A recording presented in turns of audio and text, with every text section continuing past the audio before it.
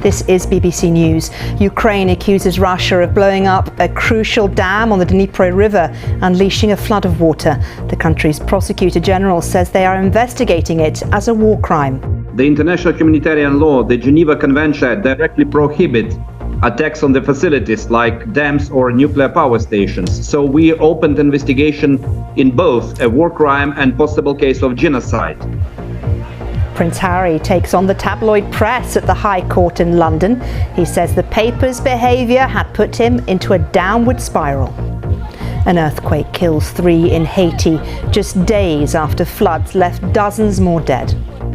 And the US-based PGA Tour has announced a shock merger with its Saudi-backed rival LIV Golf, ending a bitter split in men's professional golf.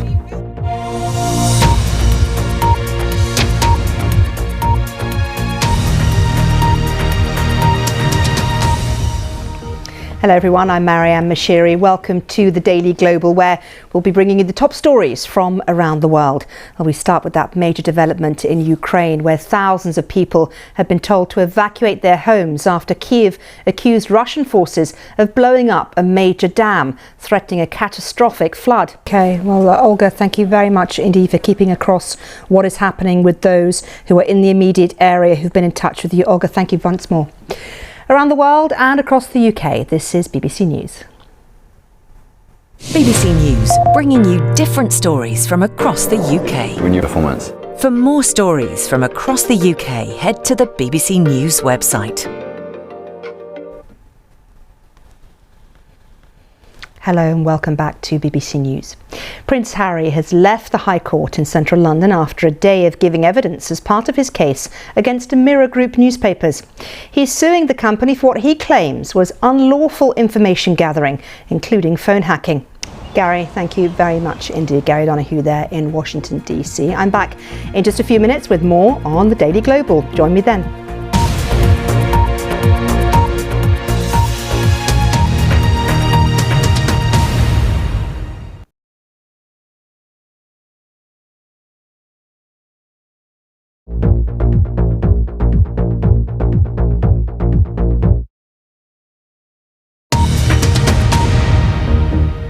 Hello, welcome back. This is BBC News. Ukraine accuses Russia of blowing up a crucial dam on the Dnipro River, unleashing a flood of water. The country's Prosecutor General says they are investigating it as a war crime. And Prince Harry takes on the tabloid press at the High Court in London. He says the paper's behaviour had put him into a downward spiral. The influential UK business. An earthquake in Haiti has brought more havoc to the country after floods damaged many parts of the island.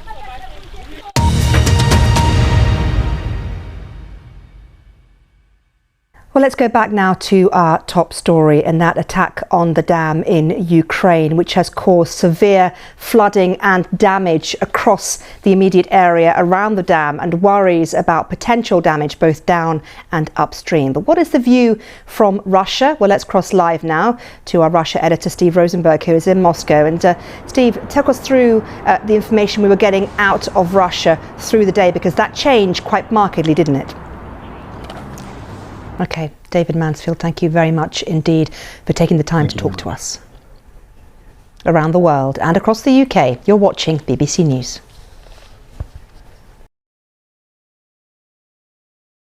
This programme asks plain questions with the help of the unrivalled range of BBC journalists right across the world. And gathered here in this building, I'll also draw my time reporting on global conflict. Frontline experience that helps me know who to talk to and who to listen to, meaning our analysis is unbiased with absolutely no spin.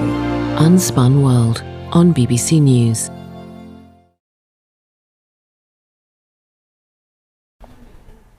Welcome back. I'm Maryam Moshiri. You're watching the Daily Global on BBC News.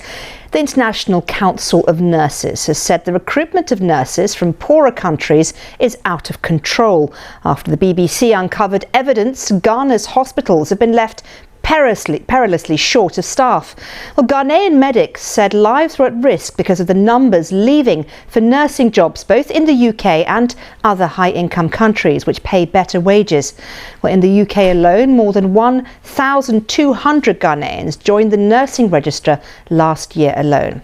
Well, we can talk now to Adam Bahorski, a political reporter from Open Democracy, who recently published his own detailed report on the difficulties of recruiting significant numbers of nurses from countries with desperate shortages. And I thank you for joining us, and talk me through what exactly you found in this report. What is it that is the most worrying aspect of this story?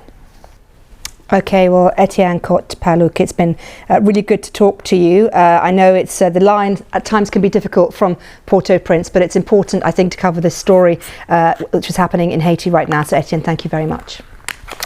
As always, there's more on that story on our website. As well as that, we have all the very latest on what has been happening around the world, both in the UK and, of course, globally. But before I let you go, I want to give you one more story that may be of interest to some of you.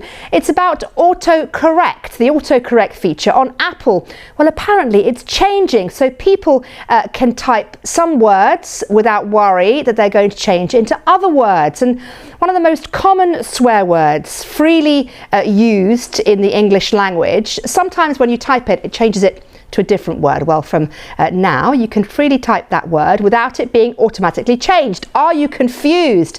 Yes, of course you are, because I'm not allowed to say the word. Previously, when a certain swear word was typed, the keyboard's factory settings on the device changed the word automatically to ducking. Now you know what I'm talking about, right? You know. Software boss Craig Federighi summed it all up. In those moments where you just want to type a ducking word, well, the keyboard will learn to do it too. That's it from me and the team. Bye-bye.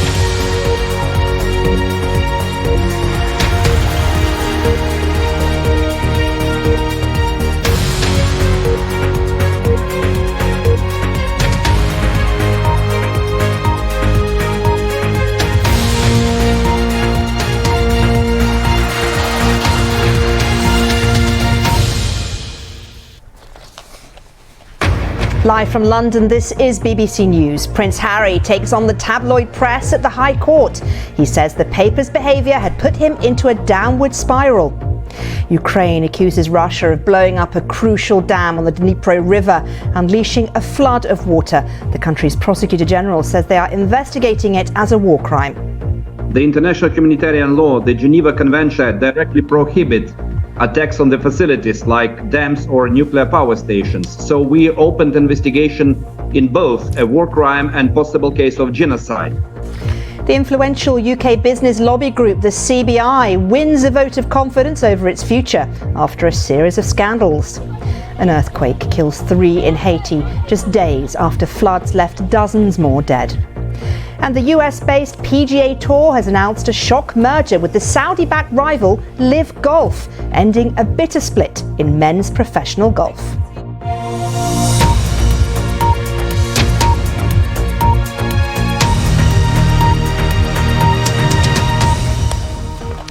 Hello, I'm Maryam Moshiri. A very warm welcome to the Daily Global, where I'll be bringing you the top stories from the UK and around the world. Well, Prince Harry has left the High Court in central London after a day of giving evidence as part of his case against Mirror Group newspapers.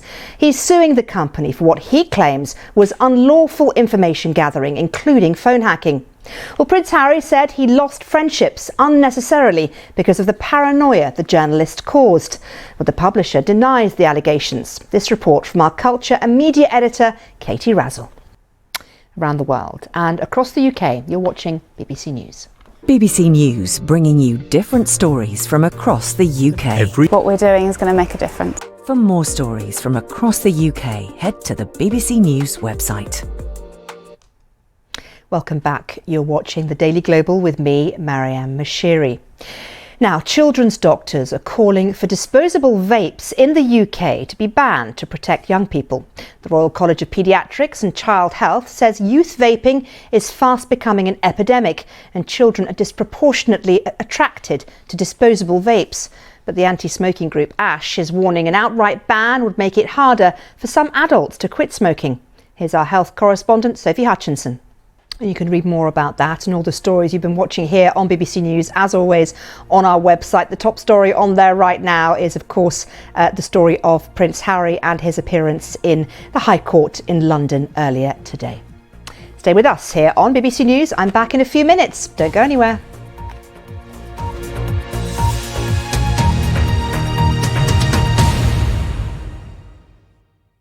People are travelling again, heading back out on the road and rediscovering their wanderlust. Exploring new destinations and cultures, making fresh friends and creating memories that will last a lifetime. That's why at the Travel Show, we're expanding our horizons too. And wherever we go, we want you to come with us. Now that might make for an awful lot of excess baggage, but we think you're worth it. The Travel Show, Saturday at 2:30 on BBC News and iPlayer.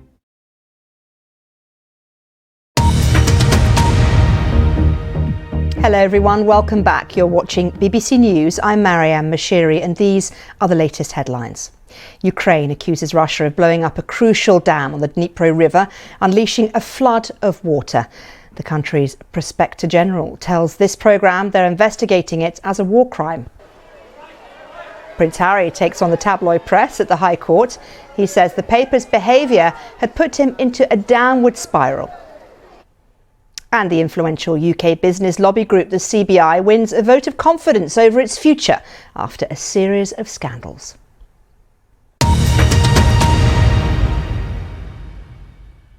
Welcome back. Let's get some more now on our top story of the damaging of that dam in southern Ukraine. Well, the breach unleashed a torrent inundating settlements on both sides of the river. But it's not yet been established who was behind the devastation, with both Russia and Ukraine accusing each other. Well, in the last hour, the White House has been giving its opinion. Here's John Kirby from the National Security Council. It's Andrew Murray there, the former golfer and current commentator, talking about that relationship between LIV and the PGA Tour. Around the world and across the UK, you are watching BBC News. BBC News, bringing you different stories from across the UK. For more stories from across the UK, head to the BBC News website. Hello, welcome back to the Daily Global with me, Maryam Moshiri. Now, a BBC investigation in Afghanistan has found the Taliban has been more successful in cracking down on opium production than anyone ever has. The BBC's had exclusive access to remote provinces where our journalists have seen farmers have either complied with the Taliban's ban on growing opium poppies or they've had their crops destroyed. Here's our correspondent, Yogita Lamai. That's Adam Bohorski there from Open Democracy. As always, more on that story is on our website. But for now, it's time to say goodbye to the international viewers here on BBC News. But all of you in the UK are here and you've stayed with me, so thank you very much. There have been sharp rises in the UK in sexually transmitted diseases in England, not the UK, with a record number of cases of gonorrhea last year and high levels of syphilis, the highest, in fact, since the end of World War II. Our medical editor, Fergus Walsh, has more. And what better to do now than to go straight to the weather with Susan Powell. Bye-bye. Hello. Some parts of the UK have seen no significant rainfall in the best part of a month now.